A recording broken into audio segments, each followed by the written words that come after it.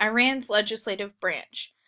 It's important before we even start to look at the legislative branch of Iran to understand that the supreme leader really is in control and has all of the power of government. The supreme leader isn't just the head of state, but he is vested with all of the real and significant powers of Iran, far greater than our U.S. president, or like far greater than the U.S. president has in comparison to our government, and definitely far greater than the president of Iran. So keep all of this in mind when thinking about the powers of the Majlis. Also, remember that it is a theocracy. Iran has democratic elements like pretty free and fair elections, um, but the religious clerics control the most powerful political positions. And if you want to run for office in Iran, you have to be chosen and approved by the clerics. But it is considered a democracy because some officials are democratically elected.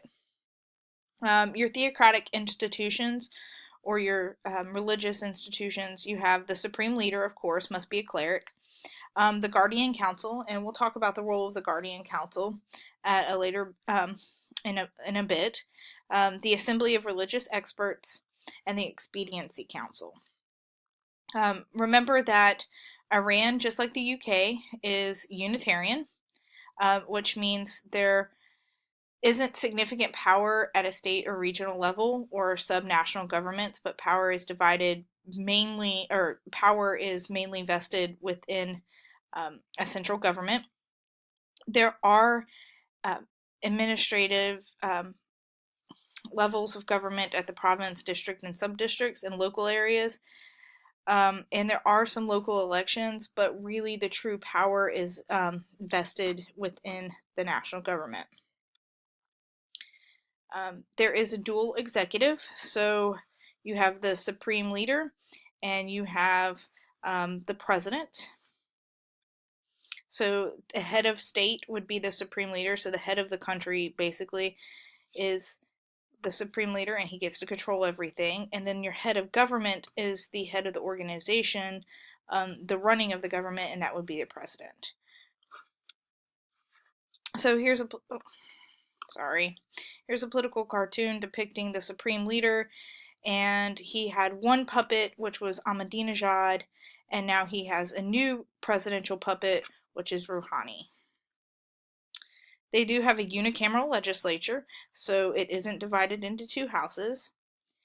And when we go over the judicial branch, you'll see that it's really not independent. It's all really central around, guess who? The supreme leader, and it's based on Sharia law. Okay, the Majlis, or the legislative branch. So it's unicameral again, one house. There's 290 deputies. They serve for 4-year terms. They represent single-member districts. There are 5 guaranteed seats for religious minorities. So even though it is a theocracy based on Shiite Muslim traditions and Shiite Muslim law, you still have some very little representation of Christians, Jews, and Zoroastrians. Remember, the religious group that is most suppressed in Iran is the Bahari. So that is definitely not a religious minority that has representation in the legislative branch. There are direct elections. Technically, you do not have a political party. Remember, political parties are not very organized in Iran, and most political parties can be divided into conservatives and reformist, and the political parties will run candidates for one election and then kind of dissolve or disappear. So their elections are nonpartisan. But if you're a voter, if somebody's a conservative or a reformist. There are 28 multi-member districts based on population size, and remember, they do runoff elections, so you vote once, and if a candidate receives 25% on the first ballot or better, they have cleared a threshold, and then you can go on to a second. There's a second election with the top two candidates who have gained the most support. So basically, you narrow it down. It's kind of like nominating somebody, and then later on, you actually elect them. To serve in the legislative branch, your qualifications are you have to be approved by the Guardian Council. You can't be younger than 30, can't be older than 75, and you have to have at least a university degree. And remember, the Majlis, this is the one office that women can run for. And it's in the Constitution, you have to believe in and be committed to the practice of Islam and the sacred system of the Islamic Republic of Iran. So you have to agree to follow Sharia. The powers of the legislative branch of Iran is to enact and change laws or canon.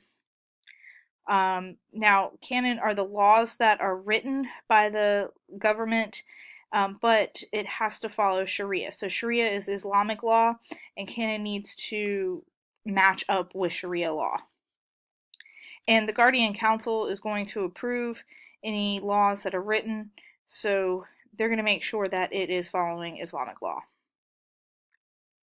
They also get to appoint 6 of the 12 members, the Majlis, of the Guardian Council. It's chosen from a list drawn up by the Chief Judge, and the Chief Judge is, again, gets their job because they've been approved by, guess who? The Supreme Leader. So basically, it's the fact that the Majlis gets to choose 6 of the 12 members of the Guardian Council is just kind of a bunch of smoke and mirrors, a bunch of tricks to make it seem like the people are having a say over who is on the Guardian Council. They get to investigate cabinet ministers and public complaints against the executive and judiciary. So that's kind of what the Senate and the House of Representatives do in their investigation and oversight function. They can remove or impeach and remove cabinet members, but they cannot remove the president. And they approve budgets, cabinet appointments, treaties, and any loans that the Iranian government would like to take out. Okay. So they have the power of the purse as well, kind of like the United States House of Representatives. All right. The Expediency Council. There are 32 members. They're all appointed by the Supreme Leader. On this council, you will have the president, the chief judge, the speaker of the Majlis, a jurist from the Guardian Council. They serve 5-year terms. The point of this council is to settle any disputes that might occur between the Majlis and the Guardian Council. They're kind of like an upper house, but remember, it's unicameral, so they're not technically a part of the legislative branch. They get to, though, originate their own legislation. So they can come up with ideas for laws, even though they're not a part of the legislative branch. Okay, why might this be a concern? Because most of them are not elected. Okay. Legislative process, it's very similar to the UK. So it's, even though there's a president, the way that they will make a bill into law is very similar to, the terminology is very similar to the terms that they use in the British Parliament. There's a first reading, and this is the chance to debate the big ideas of a bill. Again, that's like the UK, where the first reading you get to debate kind of the concept or the idea of the bill. You don't hammer out and argue about the little details, but it's more like a big picture debate. If that bill passes, or if passed at that point, it goes straight to a relevant committee. At this stage, you can propose related amendments in the committee. The bill's details and proposed amendments are discussed and either adopted or rejected. And the committee listens to expert testimony, and this is similar to the hearings which we have in U.S. subcommittees. Then you have a second reading. The bill comes up for a second reading, which concerns its details. So this is going to be debating more of the ins and outs and the details of the legislation. At this stage, Majlis may put their amendment proposals to the full House, and it is then called for votes. And if the bill is passed by a vote of the Majlis, then it is going to be forwarded to the Guardian Council for ratification. So the Guardian Council, again, it's comprised of six members of the six members who are chosen by the Supreme Leader, and then six people who are nominated by the Chief Judge, who again is appointed by the Supreme Leader and confirmed by the Majlis. So basically, this is an opportunity for every single piece of legislation that comes out of the legislative branch or the Majlis must be approved by, ta-da, the Supreme Leader. All right, and that is Iranian legislative branch in a nutshell.